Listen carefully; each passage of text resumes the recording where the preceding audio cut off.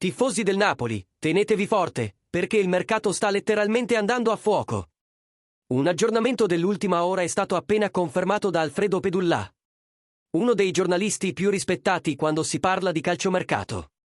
E guardate, questa volta la destinazione è chiara, D'Andoie è sempre più vicino a vestire la maglia del Napoli.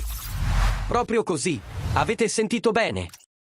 Le trattative tra Napoli e Bologna stanno procedendo a grandi passi, con intense riunioni in corso proprio oggi. E c'è di più. Il direttore Giovanni Manna sta facendo pressioni per chiudere l'affare il più rapidamente possibile e assicurarsi questo rinforzo che promette di dare un nuovo volto all'attacco azzurro. E per chi pensa che si tratti solo di chiacchiere, prestate attenzione al dettaglio che dimostra quanto questo affare sia davvero caldo.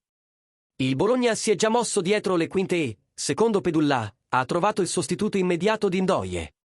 E non si tratta di un nome qualsiasi, si tratta di Ruben van Bommel, giovane talento olandese. Gioiello dell'AZ Alkmaar, nato nel 2004, che viene considerato una vera ossessione dal Bologna.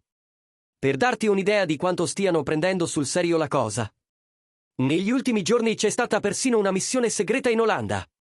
Proprio così. I rappresentanti del Bologna si sono recati lì esclusivamente per cercare di strappare il ragazzo al calcio olandese e portarlo in quello italiano. Ma attenzione, perché il gioco non è facile. La richiesta dell'AZ Alkmaar supera già i 15 milioni di euro, bonus esclusi.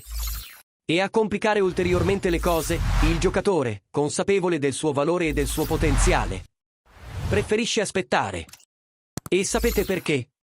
Perché ha tantissime offerte sul tavolo, non solo dall'Italia, dove anche la Lazio ha mostrato interesse, ma anche da altri club europei che hanno messo gli occhi su questo gioiello. Nonostante ciò, il Bologna sta provando di tutto, insistendo, spingendo, forzando. Perché sa che il trasferimento di Ndoye al Napoli è praticamente una questione di tempo. Ora ditemi, tifosi del Napoli, secondo voi, Ndoye è davvero il nome giusto per rafforzare il nostro attacco? Pensate che possa diventare titolare fisso, lottare per un posto in squadra? O che abbiamo ancora bisogno di altri rinforzi in questo reparto?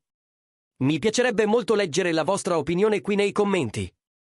E naturalmente, se vi è piaciuta questa notizia caldissima di calciomercato, lasciate un super grazie che rafforza molto il canale e ci aiuta a continuare a portarvi questi aggiornamenti in tempo reale. Forza, tifosi azzurri, commentate qui. Perché il calciomercato è in fermento e il Napoli si sta muovendo alla grande.